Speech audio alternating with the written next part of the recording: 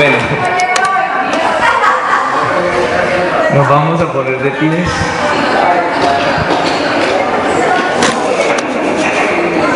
Y vamos a iniciar en el nombre del Padre, y del Hijo, y del Espíritu Santo. Amén.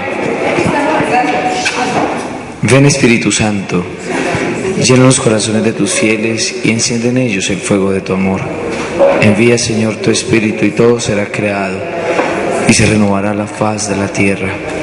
Oh Dios, que leccionaste los corazones de tus fieles con la ciencia del Espíritu Santo, haz que guiados por ese mismo Espíritu saboremos la dulzura del bien y gocemos siempre sus divinos consuelos por Cristo nuestro Señor. Amén.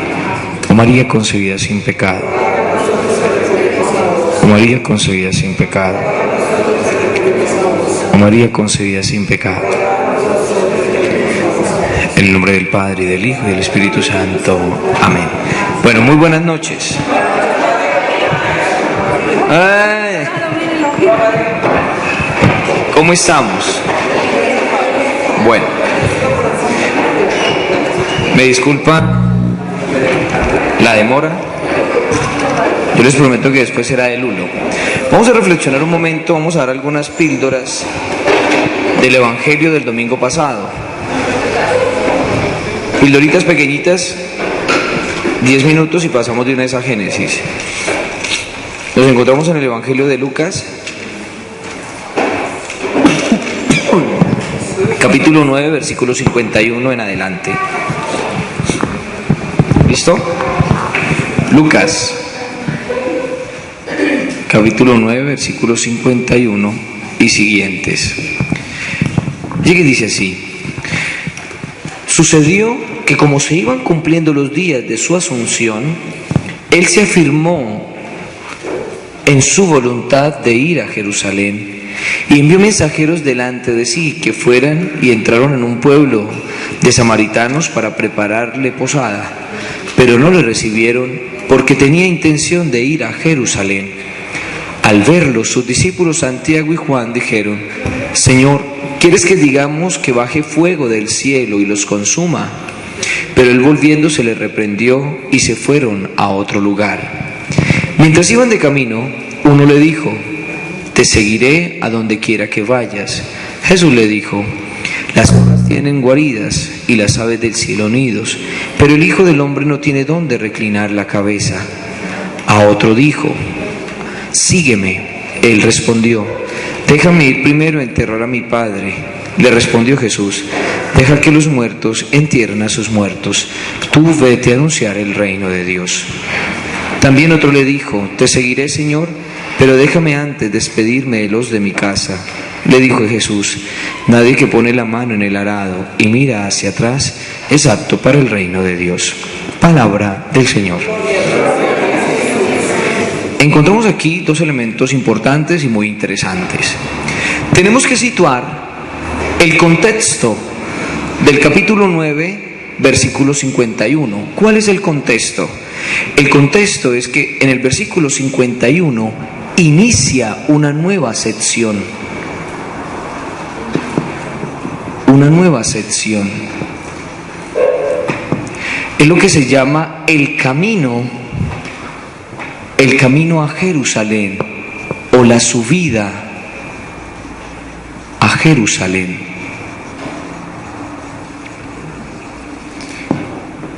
La subida a Jerusalén. ¿Qué es lo más interesante?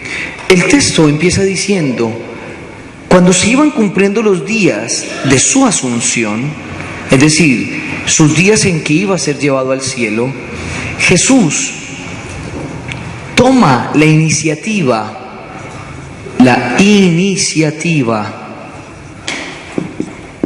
de ir a Jerusalén, de subir a Jerusalén. ¿Qué significa subir a Jerusalén? Jesús ya nos lo ha dicho en versículos anteriores. Vayamos al capítulo 9, versículo 22. ¿Qué dice? Dijo: el Hijo del Hombre debe sufrir mucho y ser reprobado por los ancianos, los sumos sacerdotes y los escribas, ser matado y resucitar al tercer día. Después capítulo 9, versículo 43. Estando todos maravillados por todas las cosas que hacía, dijo a sus discípulos: poned en vuestros oídos estas palabras. El Hijo del Hombre va a ser entregado en manos de los hombres. Pero ellos no entendían lo que les decía. Les estaba velado, de modo que no lo comprendían y temían preguntarle acerca de este asunto. Antes de iniciar esta sección, vemos que Jesús 2 veces anuncia su pasión. Entonces, ¿qué significa subir a Jerusalén? Subir a Jerusalén es ir a encontrar la muerte. Es subir a encontrar la muerte, la reprobación de los sumos sacerdotes, los ancianos y los escribas. Pero mire lo que nos dice el texto. La traducción llega y dice: Él se afirmó en su voluntad de ir a Jerusalén. El texto griego llega y dice que Él se puso de frente. Es decir, que Él no se echó para atrás, que Él en ningún momento quiso retroceder, sino que caminaba hacia Jerusalén. Morir, una muerte que da vida y una vida que es eterna. ¿Hasta ahí vamos bien? Segunda puntada. Jesús empieza a subir y empieza a pasar más rápido por la región de los samaritanos. Hagamos un pequeño mapa. Aquí está Galilea, aquí está Samaria o la Samaria y aquí está Judea. Entonces Jesús viene de la Galilea, tiene que pasar por Samaria para que el viaje sea más corto, si no tiene que dar la vuelta por la Transjordania. Entonces se manda emisarios o manda mensajeros a estos pueblos de la región de Samaria o Samaria para ver si lo albergan, le dan hospedaje para poder pasar la noche. Van estos discípulos y los samaritanos llegan y dicen: qué pena, pero como tú vas a ir a Jerusalén, no tienes hospedaje. ¿Por qué? Porque los judíos con los samaritanos tienen una pugna desde hace mucho tiempo atrás. ¿Listo? Desde el tiempo del rey Salomón. Eso lo vamos a ir estudiando poquito a poquito. ¿Vale? Entonces no le dejan hospedarse. 2 de sus discípulos, bien curioso, Santiago y Juan, que son los denominados Boanerges, hijos del trueno, piden al Señor: Señor, ¿quieres que mandemos bajar fuego del cielo y ¡pah!, acabar con todos? Oiga, curioso. ¿Por qué? Porque estos 2 que son discípulos, estos 2 que son seres humanos como ustedes y yo, le piden al Señor bajar y destruir a otros seres humanos, a otros de su carne y hueso. En cambio Jesús, que es Hijo de Dios e Hijo del hombre, ¿qué hace? Prefiere seguir su camino. Aquel que tenía el poder de aniquilar, de acabar, no lo hace. ¿Sí ven? Y sigue otro pasaje en donde 3 se ponen, en donde 2 le dicen: Señor, te seguiremos, y otro Jesús le dice: ven y sígueme. Y empezaremos a descubrir estos 3 discípulos, en donde el primero llega y le dice: Señor, te seguiré a donde vayas, todo entusiasmado. Y Jesús lo para en primera y llega y le dice: las zorras tienen madriguera, los pájaros tienen nido, pero el Hijo del Hombre no tiene dónde reclinar la cabeza. ¿Qué significa eso? Significa que el seguimiento de Jesús no es fácil. Significa que seguir a Jesús significa un desestabilizarse, quitar esas seguridades, porque las zorras tienen madrigueras, tienen dónde, tienen una seguridad. Los pájaros tienen también nidos, otra seguridad. Es decir, para ponerse en la aventura del Señor hay que descubrirlo a Él como su única consistencia, como su única seguridad. ¿Listo? Eso es lo que nos quiere decir el texto. Punto. ¿Vale? Y los otros seguimientos, pues ahí ustedes los van a ir descubriendo poco a poco. No entiendo cómo dice que cuando le dice dejarme ir a entender a mi padre. Ay, cuando llegue dice... De dejar que los muertos entierren a los muertos. O sea que nosotros estamos muertos. No. No, lo que pasa es que esa expresión, nosotros muchas veces podemos pensar eso. Muchas veces pueden decir, no, lo que pasa es que ustedes tienen que anteponer a papá y a mamá para seguir al Señor. No. Cuando Jesús llega y dice, dejad que los muertos entierren a los muertos, era una expresión que se utilizaba en el griego antiguo para decir, dejen que los paganos entierren a los paganos. Es decir, si tú te haces cristiano, ¿no es cierto? Ven y sígueme, que de todas maneras, al seguirme a mí, a tu papá y a tu mamá no le va a faltar absolutamente nada. ¿Listo? Eso quiere decir. Por eso, o sea, si nosotros decimos, si aprendemos a descubrir que el Señor es nuestra seguridad, es nuestro refugio, es nuestro alcázar, todo lo demás vendrá por añadidura. ¿Listo? Y quiero dar una puntadita de la primera lectura tomada del libro de los Reyes. Perdón, padre, ¿qué diferencia hay entre asunción y ascensión? Asunción es ser llevado, y ascender es subir por sus propias fuerzas. Sí. ¿Sí? Listo. Los dos verbos significan subir. ¿Listo? La primera lectura del domingo pasado hablaba de la vocación de Eliseo. Pero es bien interesante descubrir en dónde el profeta Elías recibe este mandato de Dios. Lo recibe en el monte Horeb. Horeb, el monte de Dios, la montaña sagrada. Ahí Dios le dice a Elías que debe ungir, bien curioso, ungir profeta a Eliseo. ¿Por qué aquí en el monte Horeb? Lástima que ahí en el texto del domingo no lo decía. Aquí en este monte Horeb, que es el mismo monte del Sinaí, fue en donde Dios le entregó las 10 palabras al pueblo de Israel. Le entregó los 10 mandatos. ¿Para qué? Para que el pueblo viva. Cuando Dios le dice al profeta Elías que debe ungir a Eliseo, le está diciendo que el profetismo no es de Elías, el profetismo es del Señor. Y por eso, así como los mandamientos, Él se los entregó a Moisés. Moisés murió, pero los 10 mandamientos siguieron. Lo mismo el profetismo. Elías va a desaparecer y el profetismo debe continuar. ¿Sí ven? Porque el profetismo es una manera de enseñar que Dios protege y acompaña a su pueblo. ¿Listo? Pero miren la escena. Elías bajó y vio a Eliseo, hijo de Safat. ¿Y qué hace Elías? ¿Lo ungió? ¿Qué hizo? Eso. Cogió y le tiró el manto. Oiga, ¿acaso el Señor no le había dicho que lo ungiera? ¿Por qué le tiró el manto?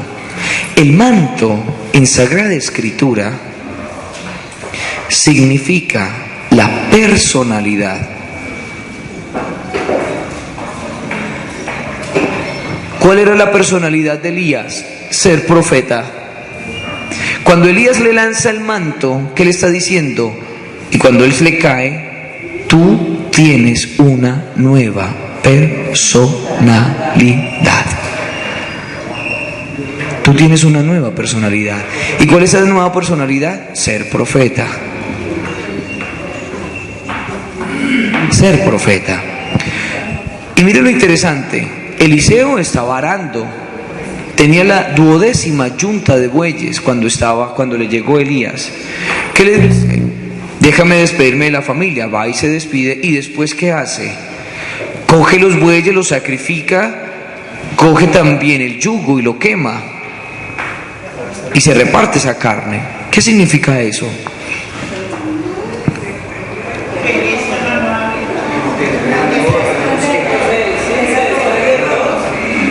¿Qué significa eso? Pues que inicia una nueva vida. Su seguridad antiguamente estaba en la yunta de bueyes, en ese trabajo agrario. Ahora su seguridad, ¿cuál es? Va a ser el Señor. Entonces miren lo interesante, y aquí detengámonos un momento. Quema eso.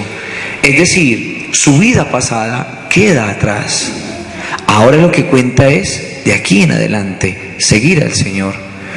Y esta es una palabra muy bonita también para nosotros, porque es que nosotros muchas veces vivimos en el pasado y seguimos viviendo en el pasado y continuamos viviendo en el pasado. Y yo les decía el domingo pasado, muchas personas dicen, no, lo que pasa es que yo en el pasado fui malo, cometí muchos errores, cometí muchas fragilidades, me caí muchísimas veces y entonces yo sigo trayendo eso a mi vida. Pues hoy el Señor llega y dice, quema eso.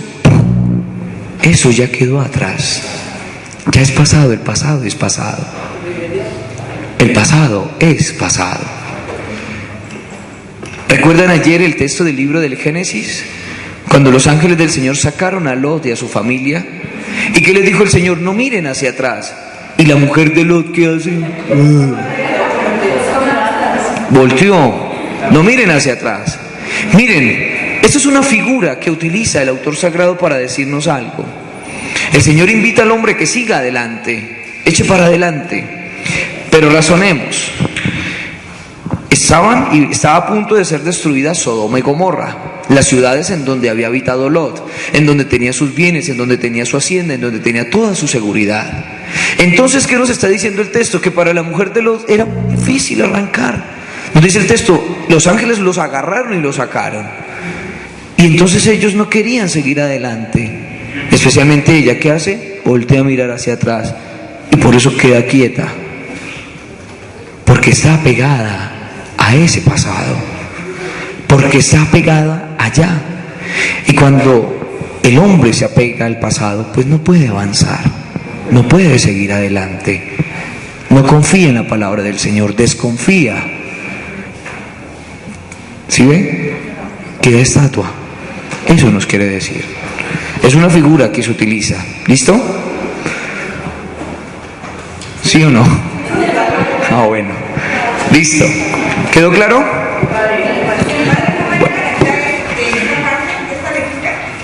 La primera lectura, Primera de Reyes, sí, capítulo 18.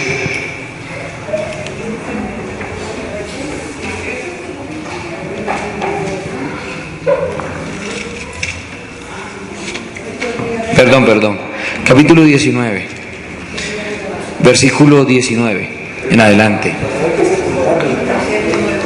¿Listo? Por eso, ahí vamos a entender lo que Jesús le responde al tercer discípulo. Aquel que pone la mano en el arado y está mirando hacia atrás no es digno del reino de los cielos. ¿Sí ven? Punto.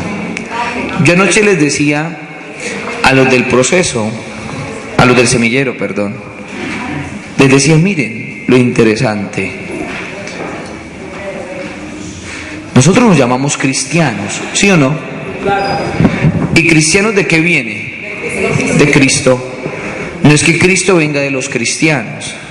Los cristianos, el nombre de cristianos, se desprende ¿de quién? De Cristo. ¿Y qué significa Cristo? Cristo significa ungido, que es lo mismo cuando nosotros llegamos y decimos en hebreo Mesías. ¿Mesías qué es? Ungido. Y si Cristo es ungido, ¿qué somos nosotros los cristianos? ¿El plural ungido cuál es? Somos ungidos. ¿Sí ven? Somos ungidos. Nosotros hemos sido ungidos por el Señor también. ¿Para qué? ¿Para qué? Para ir a anunciar la buena noticia, el Evangelio, la buena nueva, con nuestra propia vida. Pero es que aquí hay una cosa que nosotros no hemos entendido. Nosotros somos, como dice la persona de por ahí, nosotros somos cristianos. Somos cristianos. Oiga, miren. Somos cristianos. Oiga, miren cómo es el verbo. somos cristianos, una identidad. El cristianismo no es para hacer cosas. Oiga, nosotros hemos entendido muy mal. Pensamos que el cristiano es el que hace cosas. No, el cristiano es. Yo recuerdo que el año pasado en una charla que yo tuve con los del proceso, yo les decía esto, no se los decía, se los gritaba. ¿Cierto, Julio? Así es. Así se los decía. Somos ser antes de hacer. ¿Listo? Bueno, madre. Bueno, pasemos ahorita hacia el libro del Génesis. Estamos.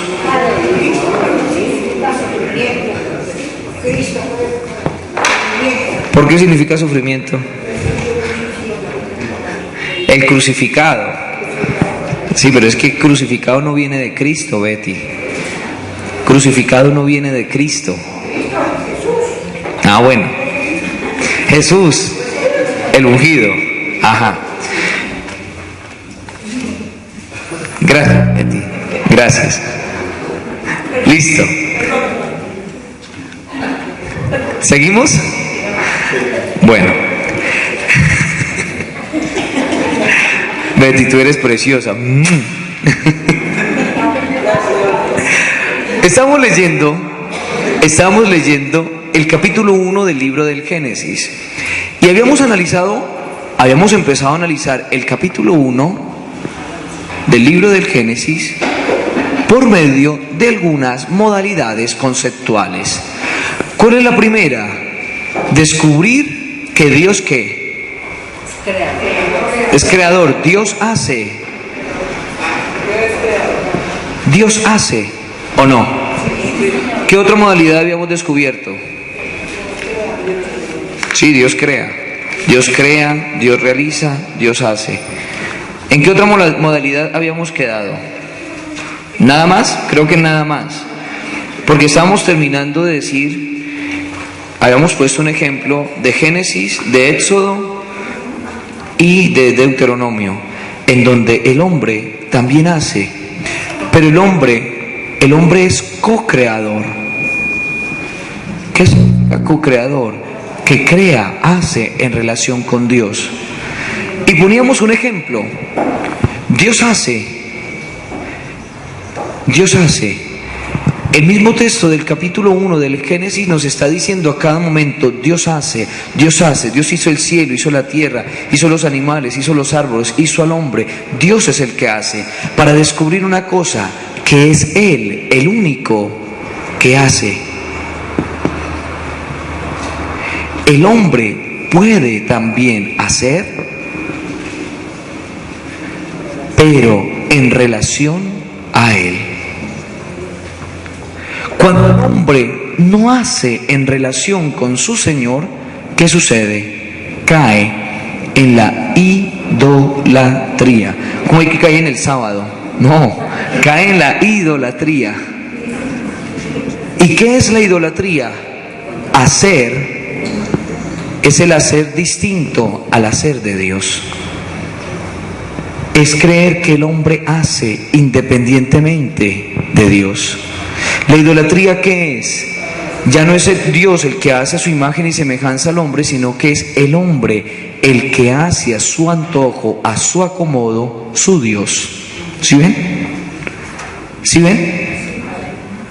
Por eso entonces la idolatría no solamente es el dinero, también la idolatría es la moda, la política, ¿sí? Aquello que le quita el primer lugar a Dios.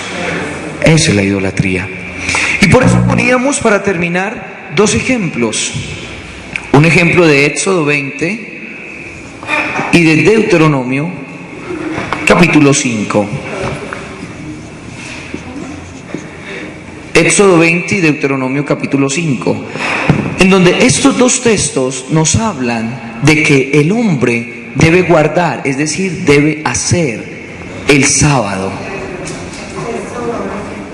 El día séptimo, el sábado. Ahora vamos a explicar, porque entonces falta que digan, ay, entonces el día de guardar es el sábado. Estamos yendo a la Escritura, estamos en el Antiguo Testamento, ¿vale? Nosotros sabemos muy bien que es el primer día de la semana, sino que el libro del Génesis habla del sábado, ¿vale? Todavía no hemos llegado al Nuevo Testamento. ¿Qué significa hacer el sábado? Hacer el sábado es regocijarse de la obra que Dios ha hecho, la obra creadora y la obra liberadora. Esos dos textos no aparecen porque sí, aunque sí. Los dos textos hablan de guardar el sábado, pero la intención es muy distinta. La intención que tiene el libro del Éxodo 20 es muy distinta a la intención que tiene el libro del Deuteronomio, capítulo 5. ¿Por qué? ¿Por qué el libro del Éxodo llega y habla que se debe guardar el sábado?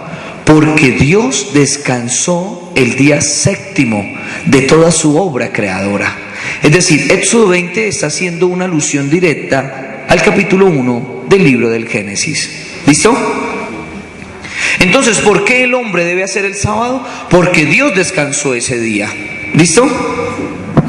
Y en el libro del Deuteronomio, ¿cuál es la intención?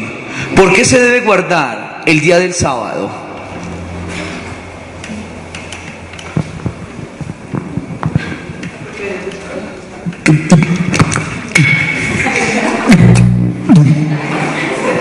Oiga, estos alumnos míos sí espectaculares. A todos les voy a dar un pico.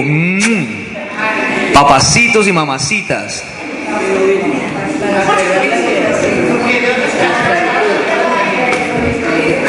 Oiga, definitivamente a mí me va a tocar como poner quiz. Tocaré un quiz para que estudien.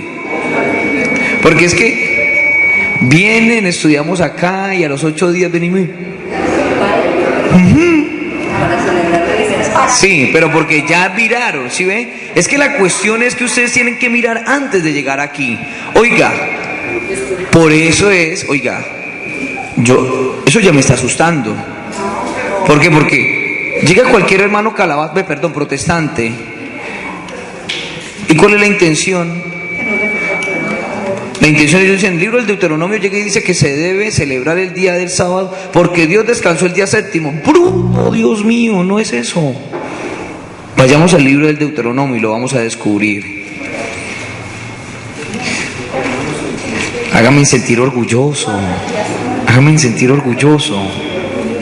Mire lo que dice Deuteronomio, capítulo 5, versículo 12 y siguiente. Guardarás el día del sábado para santificarlo, como te lo ha mandado Yahvé tu Dios.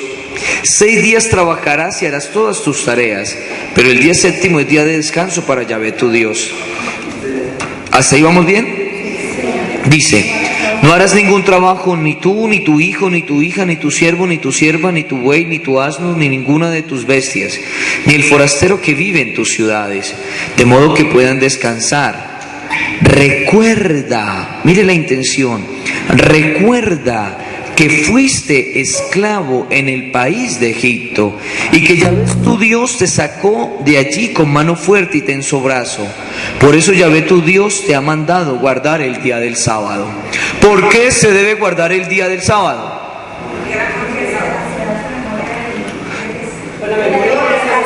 Porque se hace memoria del acto liberador de Dios. Bravo, gracias Yasmisita. Ay, Dios mío, se me subió el ego, por fin. El hombre debe recordar. En el libro del Deuteronomio, ¿qué es lo que debe recordar el hombre? Debe regocijarse de la obra creadora, ¿sí? Porque Dios descansó el día séptimo, entonces el hombre debe descansar el día séptimo. Pero la intención del autor del libro del Deuteronomio no es la misma. ¿Cuál es?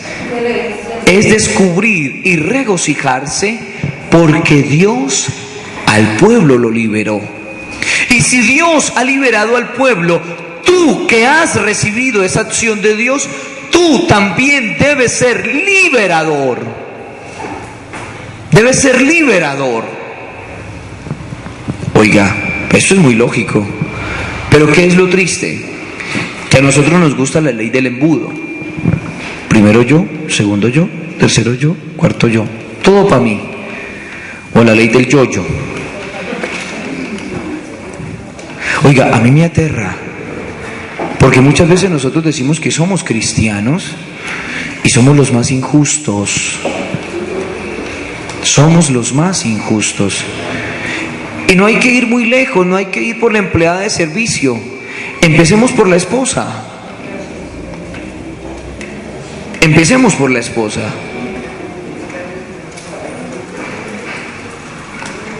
A mí me dolía una vez que una señora llegó y me dijo: padre, lo que pasa es que tenemos la cosechita de café, pero mi marido no me da ni para calzones.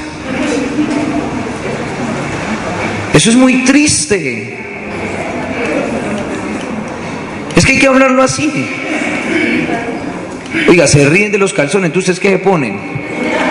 No ponen nada. Ah, son más finos, entonces tanquita. Panties, perdón. Pero como era una señora, pues calzones.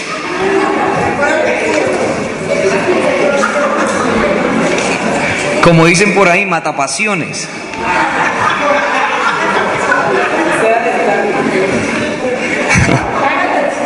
Gracias. Entonces eso es triste. Eso es muy triste. Y en cambio el marido sí dándose la gran vida, hartando cerveza. O gastándose la plata en lo que no debe. Entonces, y decimos que somos cristianos. No es que ella no necesita, ¿no? ¿Usted no necesita?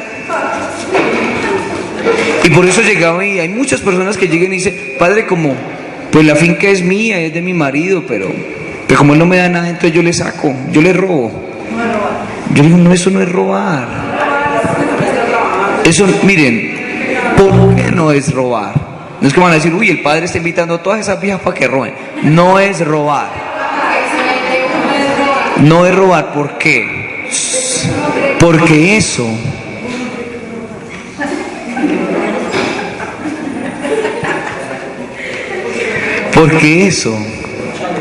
es de los dos. Eso es de los dos. Y así no tuvieran un pedazo de tierra, uno de esposo, ¿para quién trabaja? ¿Para la esposa y los hijos o no? Yo por ahora digo, ni siquiera le roben, ni siquiera esperen a que esté dormido, borracho, sáquenle de frente. 50,000 necesito. Punto. Oiga.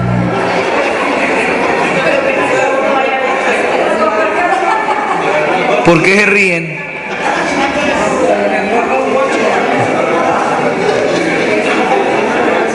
¿Por qué un bonche? ¿Por qué un bonche? Oye, y la otra cosa, y aquí me disculpan, aquí me disculpan, pero es que yo no entiendo. Miren, yo creo que cuando uno se casa es para vivir una relación de comunión y de amor, y eso es lo que vamos a ver ahorita con la otra modalidad conceptual. Nosotros seguimos viviendo en un machismo tan terrible, aunque digan que no. Le dicen a usted: oiga, Alberto, ¿usted es machista? No, padre, yo no soy machista, para nada, ¿no es cierto? Miren lo que muchas veces pasa. Y a mí me perdonan los señores esposos, pero cuando ustedes se casan es para vivir una relación de comunión y de amor, ¿no es cierto? Uno cuando es niño le pide permiso al papá y a la mamá.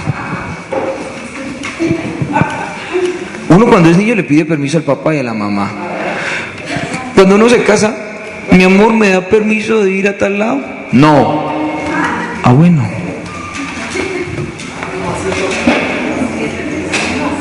Oiga, ¿en qué estamos? ¿Será que uno de esposo: mi amor, ¿será que me da permiso de ir a tal lado? Uno sale y se va. ¿Será que uno le va a decir: mi amor, ¿me da permiso de ir a la cantina a tomarme una cervecita?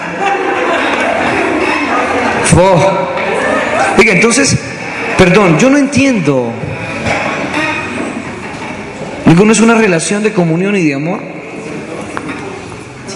Uno informa. Yo cuando estaba en el seminario era lo mismo. Señor rector, nos vemos. ¿Estar pidiendo permiso? No. Qué pena, señor rector, usted es mucho mayor que yo, sí, pero estamos de igual de condiciones. Usted es sacerdote y yo soy sacerdote. Yo tenía que venir a dar catequesis, yo me iba, informaba así para tratar de cuadrar algunas cosas en el seminario, las dejaba cuadradas también. Ya con el señor obispo ya es distinto. Con el señor obispo sí toca pedir permiso.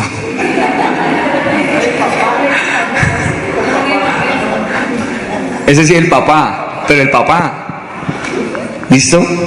Bueno, entonces, de todas maneras me disculpan. Alberto, ¿entonces usted es machista?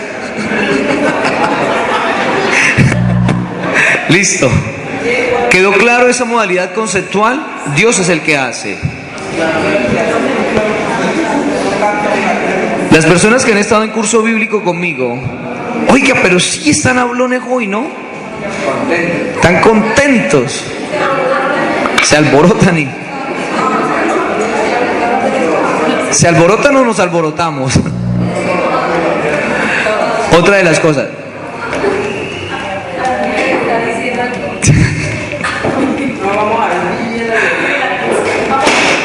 Otra de las cosas es, oiga, ¿me van a dejar hablar o no? Otra de las cosas es, estas modalidades conceptuales yo las estoy pasando muy rápido. Los que han estado en curso bíblico conmigo, yo recuerdo que esta modalidad conceptual era para hablar 3 horas, ¿se recuerdan? Pero como estamos tratando de dar algunos tips, píldoras, entonces vamos a pasar a la segunda modalidad conceptual. La primera, ¿cuál es? Dios hace. Podemos leer de muchas maneras el primer capítulo, pero yo decidí leerlo de esa manera y así está escrito en el libro. Si ustedes quieren profundizar, yo tengo los libros. La segunda modalidad conceptual es que Dios separa, Dios distingue, en otras palabras.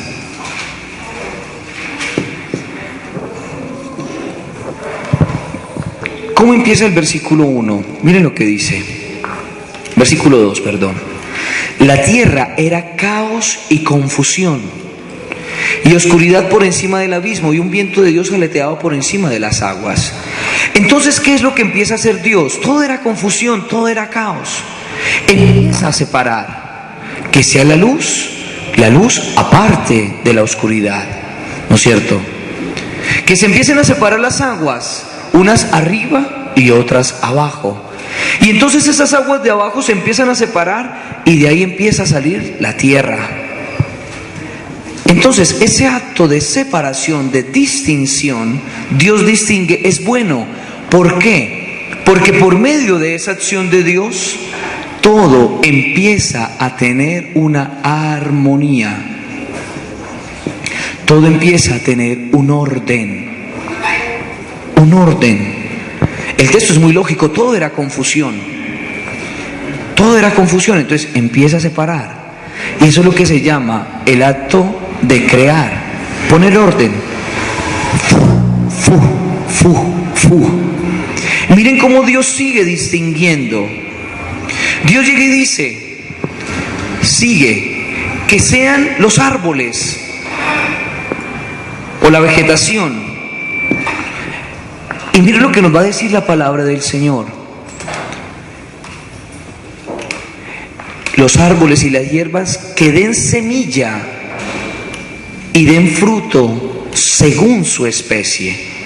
¿Sí ven? Dentro del mismo mundo vegetal, Dios empieza a hacer distinción, Dios empieza a separar. Porque el árbol de guayaba no es el mismo de manzana. Pero ambos son árboles, ¿o no? Pero ¿sí ven? Y cada árbol da según su especie. Porque es que la racacha no es la misma yuca. ¿Sí ven? Empieza, o sea, está el mundo vegetal, pero también empieza a distinguir según su especie. Según su especie, Dios empieza a distinguir. ¿Saben por qué? Porque separar y distinguir es bueno. Separar y distinguir es bueno. Por eso después cuando llegamos al mundo animal, Dios empieza a crear, vayamos un momento, Dios empieza a crear primero los animales del agua, los acuáticos, los animales del agua, los grandes monstruos marinos, después los animales del cielo y después los animales de la tierra. Y dice también, los creó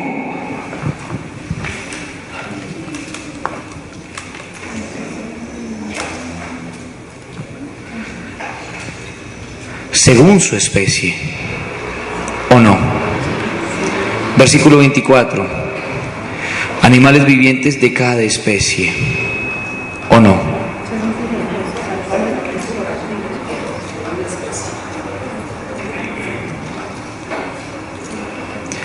O versículo, vayamos al versículo 21.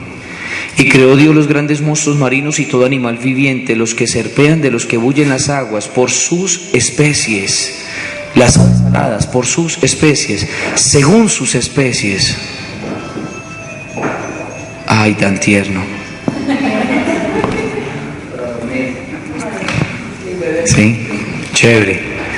Cada uno según su especie. ¿Por qué? Esto es muy lógico. Porque es que la gallina no se va a relacionar con el burro. Pobre gallina. Ambos son animales. Oiga, apaguen ese bendito celular, por favor. Gracias. Entonces, cada uno según su especie. Cada uno según su especie. Y eso tiene que también tocarnos a nosotros. ¿Por qué? Porque Dios crea al hombre según su especie. ¿Para qué? Por eso va a decir, los crea varón. Ave María. Parémonos un momento si nos hacen el favor y nos apagan el celular. O al menos lo ponen en silencio. No pregunto quién es porque ya sé. ¿Listo? Cada uno según su especie. ¿Por qué es importante esto? Esto es algo muy importante porque cuando Dios distingue, cuando Dios separa, es para darnos cuenta de algo, de la importancia de la alteridad, si lo vamos a llevar a términos del hombre y la mujer, la alteridad. ¿Y qué es la alteridad? Descubrir que la otra persona es otra persona. Descubrir al otro. Y eso es algo muy lógico, porque si yo aprendo a descubrir que el otro es otro, aprenderé a descubrir que ese otro es diverso, es distinto, es diferente a mí. Y si yo aprendo a descubrir que esa persona es distinta, es diferente a mí, aprenderé a relacionarme, aprenderé a comunicar, aprenderé a dialogar. Y si esto yo lo aprendo a descubrir con mi hermano o mi hermana, descubrir que yo soy distinto a ella y ella es distinta a mí, si nosotros logramos descubrir esto, aprenderemos también a relacionarnos con Dios, porque aprenderemos a descubrir algo interesante, que nosotros no somos Dios. Aprenderemos a descubrir que Dios es Dios y nosotros no somos Dios.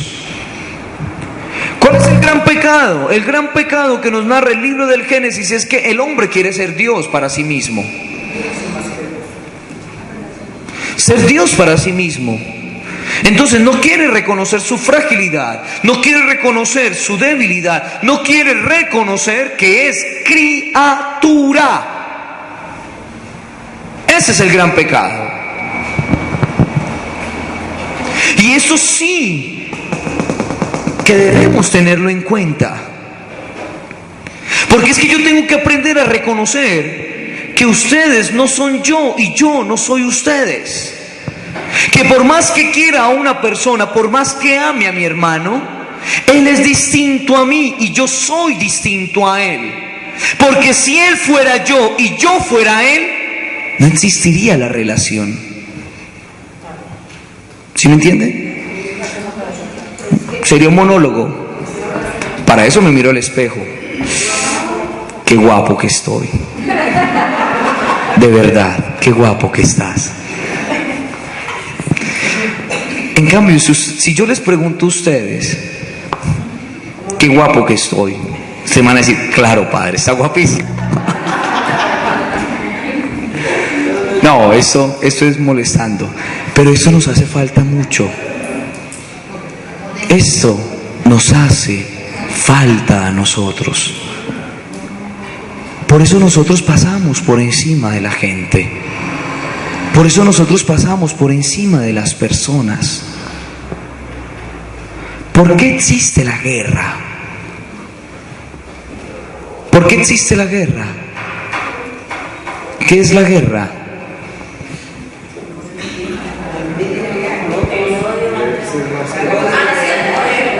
¿Qué es la guerra?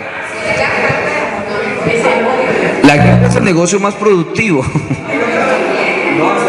por medio del cual se mata, se destruye, se aniquila. ¿Y por qué se mata y se aniquila? Porque no existe el diálogo. ¿Sí ven? No hay diálogo. Ellos están allá, yo estoy acá.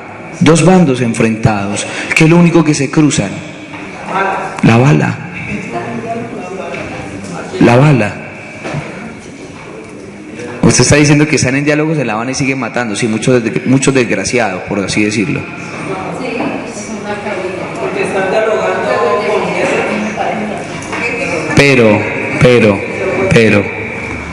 pero, si nosotros hubiéramos aprendido esto desde niños, todo sería distinto.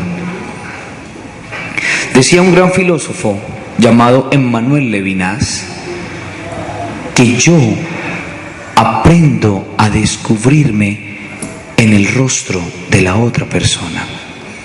Yo me veo en la otra persona, hablando de la importancia de la comunicación y de la comunión. ¿Listo? Hagamos un último paralelo aquí muy cortico.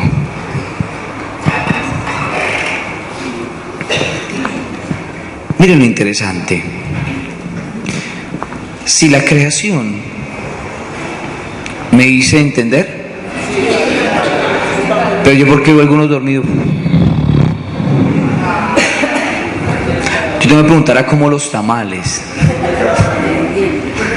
¿Cómo? Están hirviendo, ¿no es cierto? Yo los considero a ustedes, porque es que pobrecito de usted aguantarse este man, como dicen algunos, que pereza, bien aburridor. Sí.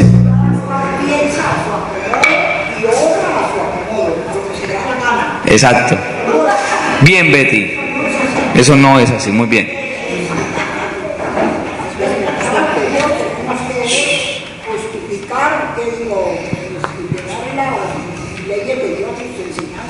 Claro.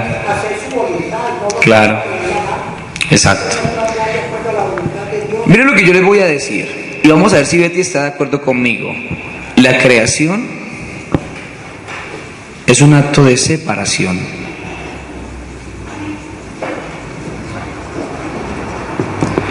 Y en cambio el pecado es un acto de unión.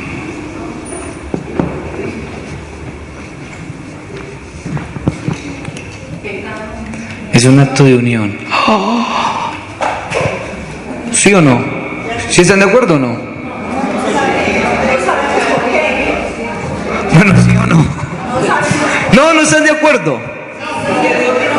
Ah, no sabemos. Pues pensemos, miren, pensemos bíblicamente. Pensemos bíblicamente. Si la creación es un acto de separación, de distinción, Dios distingue porque separa las aguas de arriba de las aguas de abajo, y las aguas de abajo, de ahí brota la tierra, separa la luz de la oscuridad. La luna no es lo mismo que las estrellas, y las estrellas no es lo mismo que el sol. Dios distingue, Dios separa, pues el pecado es un acto de unión. ¿Sabe por qué? Sí, el Señor perdona. Entonces, al separar va creando orden, va creando armonía. Si nosotros seguimos leyendo la Sagrada Escritura, nos vamos a dar cuenta que el pecado del hombre llegó a tal punto que ¿qué hizo? Que las aguas de arriba se volvieran a unir con las aguas de abajo y volviera a llegar la confusión, que es lo que nosotros denominamos en la Sagrada Escritura el diluvio. El diluvio. ¿Están de acuerdo o no están de acuerdo? Porque ¿qué sucedió con el diluvio? Que llovió tanto que la tierra desapareció, se llenó de agua. Entonces todo volvió a ser agua. Confusión. ¿Sí ven? Entonces, el pecado es el acto de la decreación, del retroceso. Pero hay algo muy interesante. Si nosotros vamos a leer lo del diluvio, vamos a leer que Dios tiene misericordia. ¿Por qué? Porque Dios salva a Noé y a su familia. Es decir, la esperanza continúa.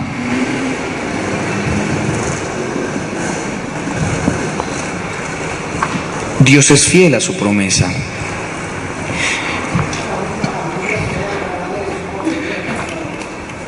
Lo salva por medio, miren lo interesante, del arca, el arca de Noé, la balsa. Si nosotros vamos a Éxodo, capítulo 3, capítulo 2,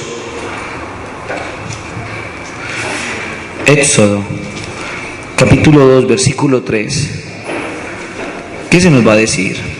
Miren lo que se nos va a decir. Yo lo busco acá. Perdón, yo le hago una pregunta. ¿Me están entendiendo o no? Bueno.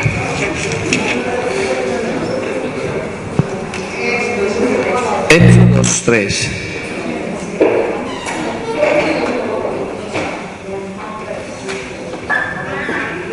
Disculpe, padre, lo que realmente no quedó bien claro fue lo de la unión de los. Pues es muy sencillo. La creación es un acto de separación. ¿Pero en qué sentido separación? En que Dios distingue. Dios distingue, separa las aguas de arriba de las aguas de abajo. Y las aguas de abajo de más abajo, y de ahí brota la tierra. ¿No es cierto? Dios separa la luz de la oscuridad. Empieza a poner orden, ¿sí o no? Empieza a distinguir. ¿Qué es lo que hace el pecado? El pecado es un acto de unión. ¿Por qué? Porque el pecado del hombre hace que las aguas de arriba, es decir, el cielo, se vuelva a unir con el mar y desaparece la tierra.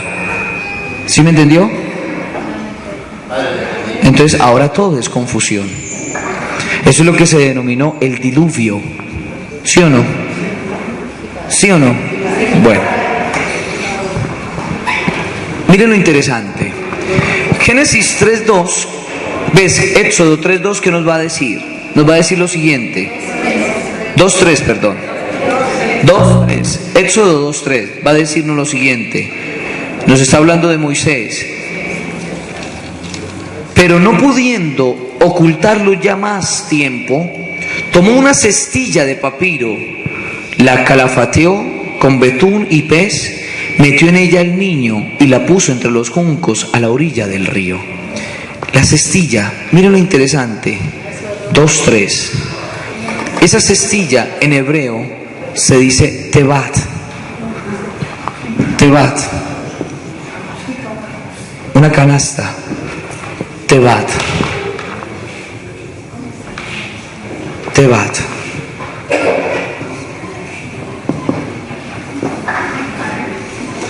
Tebat.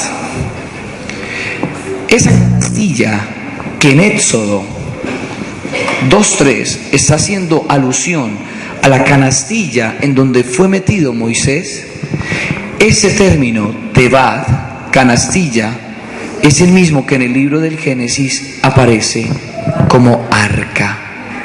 Es el mismo término en hebreo, Tebad, Tebad. Entonces, hagamos exégesis. Si Dios mostró su misericordia salvando a Noé por medio del arca, ¿no es cierto? Ese arca que navegó por encima de las aguas, Dios va a repetir este acto con Moisés. ¿Por qué? Porque Moisés está ahí en ese arca, en esa canastilla. Va a estar ahí. ¿Para qué? Para liberar. Gracias, Daniel. Para liberar, para rescatar, ¿a quién? El pueblo de Israel. Una nueva creación. Moisés, ¿qué significa? Sacado de entre las aguas. Entonces, ¿qué se nos está diciendo?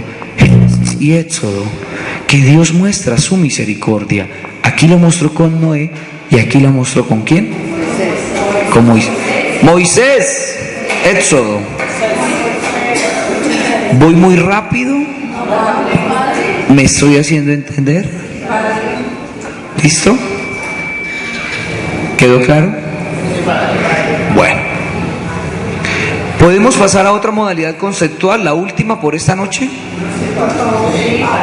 Sí, padre. Bueno, vamos a pasar a la última modalidad conceptual. Entonces, ¿cuántas modalidades conceptuales hemos visto? Primera, Dios hace. Segunda, Dios separa, distingue. Y tercero,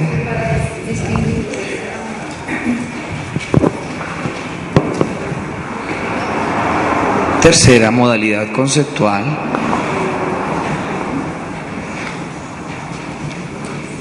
Dios crea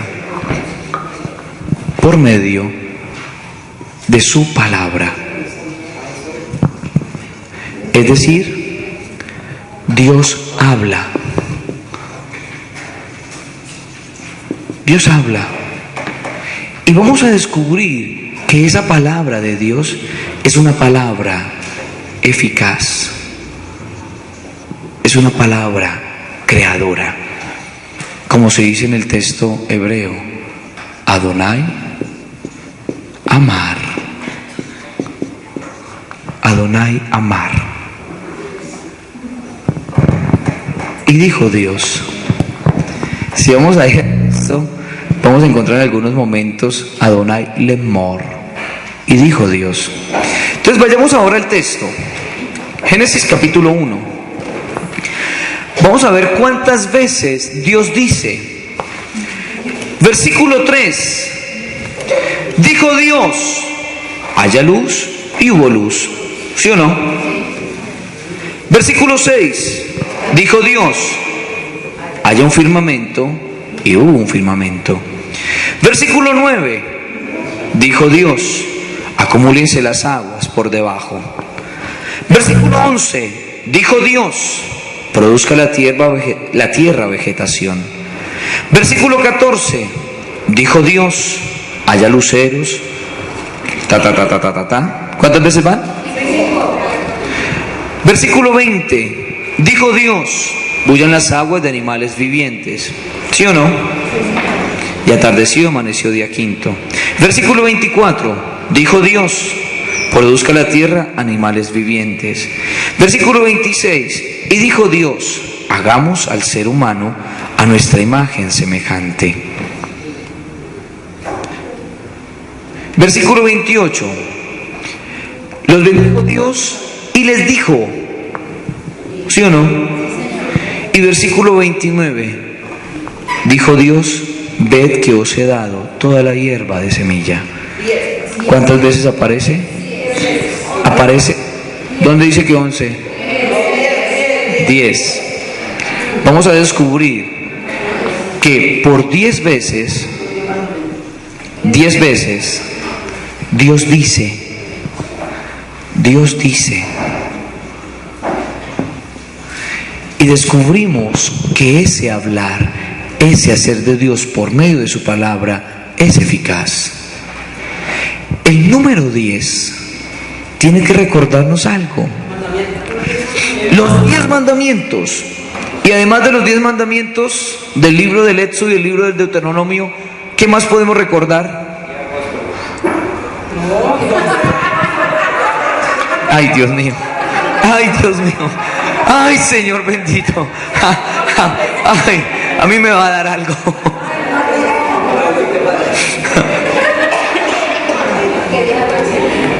Ay, Dios mío. Aparte de las 10 palabras, ¿qué más? En el libro del Éxodo también está. ¿Qué más? ¿Quién dijo las plagas? Muy bien. Las 10 plagas de Egipto. ¿Lo recuerdan? Fueron 10 según el autor del libro del Éxodo. El número 10 es importante. El Salmo nos va a decir, los salmos nos van a decir otro número, pero el autor del libro del Éxodo nos va a decir que son las 10 plagas de Egipto. ¿Listo?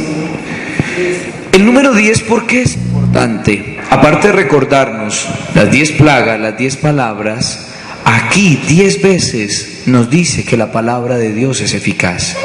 Hagamos un pequeño paralelo. Por medio de estas 10 veces que Dios dice, Dios crea todo cuanto existe. Y en cambio, cuando hablamos de los 10 mandamientos, los 10 mandatos, son las 10 palabras que Dios da a la humanidad. ¿Para qué? Para que el hombre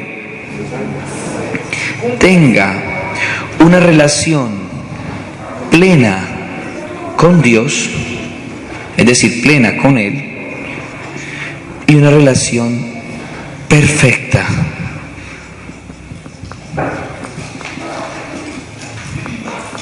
con su hermano, es decir, con el mismo hombre. Ustedes van a decir, pero ¿cómo así? ¿Yo cómo defino los mandamientos? Las 10 palabras de Dios. Eso. La dimensión horizontal y la dimensión vertical del amor. ¿Qué son los 10 mandamientos? Si a mí un niño de catequesis dice, padre, los 10 mandamientos son las 10 palabras que Dios dejó al hombre para que viva una relación plena con Él y una relación perfecta con el hombre, yo lo cojo a picos. Y lo aplaudo y le digo, muy bien. Ahorita, ¿por qué? Porque es que nosotros muchas veces decimos cosas y primer mandamiento, amar a Dios sobre todas las cosas, no obrar santo nombre, hermano, santificar la fiesta, honrar al padre y madre. ¿Por qué? ¿Cómo? Sí, para nuestra salvación. Pero ¿por qué son 10? Sí. ¿Por qué? Porque yo digo que son una relación plena con Dios y una relación perfecta con el hombre. ¿Por qué? ¿Por qué? Tenemos todavía 7 minutos. ¿Por qué?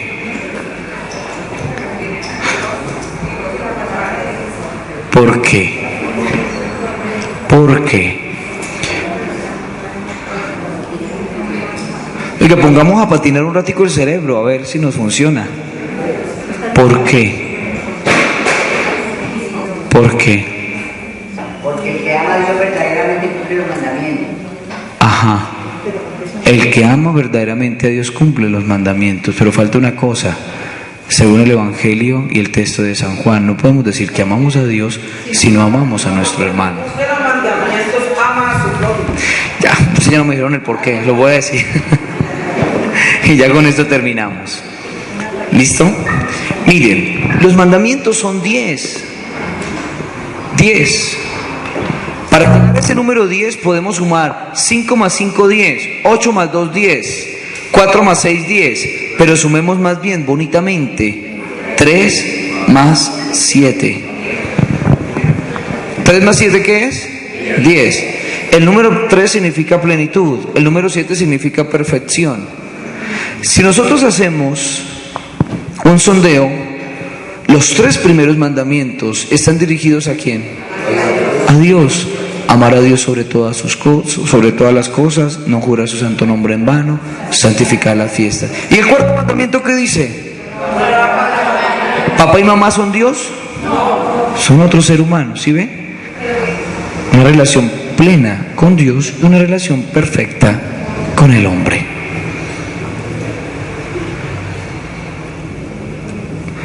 Es lo que nosotros llamamos, en otras palabras, la doble dimensión del amor. Por eso Jesús es tan sabio y lo sintetizó. Amar a Dios sobre todas las cosas. Por eso llega y le dice al escriba: amarás al Señor tu Dios con toda tu mente, con todo tu corazón, con toda tu alma, y a tu prójimo como a ti mismo. Miren la dimensión vertical del amor que une al hombre con Dios, y la dimensión horizontal que une al hombre consigo mismo. ¿No es así? La doble dimensión del amor, una dimensión vertical y una dimensión horizontal. ¿Eso no es cruz? ¿Eso no es cruz? ¿Y quién fue el que llevar a la plenitud con gran radicalidad ese mandato? Jesús. Punto. Es que si nosotros empezamos a leer bien la Sagrada Escritura, empezaremos a descubrir algo maravilloso. Son todos esos paralelos que nosotros podemos hacer. Pero tenemos que partir desde el Antiguo Testamento. Así de sencillo. ¿Quedó claro? ¿O no quedó claro? Porque si no quedó claro, pues saquen un banano y péguense un tiro. ¿Listo? ¿Cómo?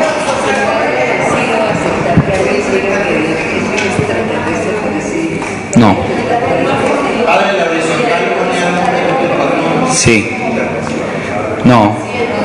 Porque si fuera un extraterrestre, es que son esas teorías científicas estúpidas y absurdas, perdón que se lo diga.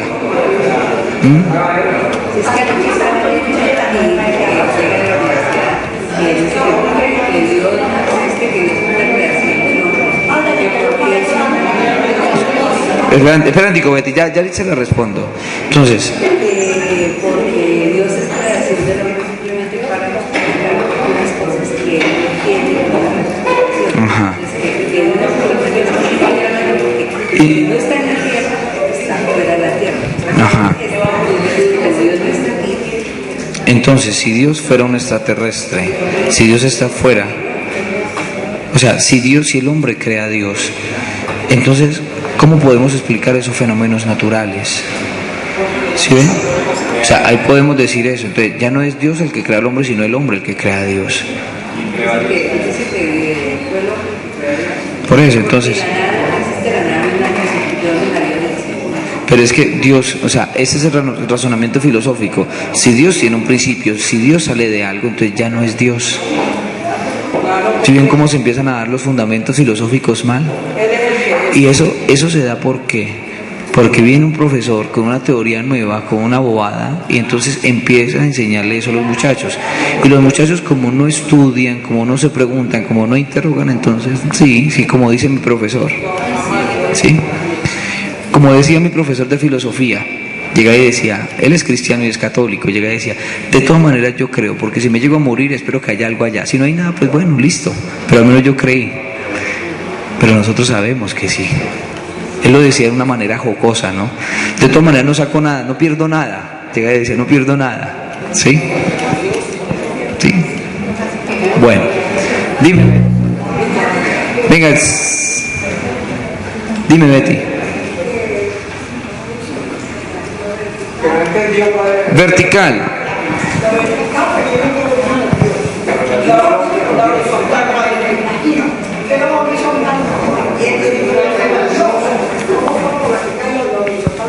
No, por eso, Betty. Pero vamos a explicar esto. Vertical, ¿por qué? Porque une al hombre con Dios. Y el horizontal, ¿por qué? Porque ese amor, si yo amo a Dios, aprendo a ver a Dios en el rostro de mi hermano. Y yo estoy de igual a igual con mi hermano. ¿Sí ves? ¿Sí? Bueno. Muchísimas gracias y nos veremos dentro... Ah, hay una noticia. Dentro de 15 días, porque yo dentro de 8 días no estoy. ¿Vale? Ay, ¿ustedes quieren que yo me vaya? A retiro. A retiro. Perdón, ¿alguien me dijo algo? Listo. Entonces nos vamos a poner de pies y vamos a dar la bendición.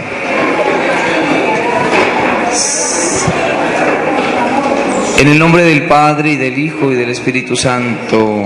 Amén. Te alabamos, te bendecimos y te damos gracias, Señor.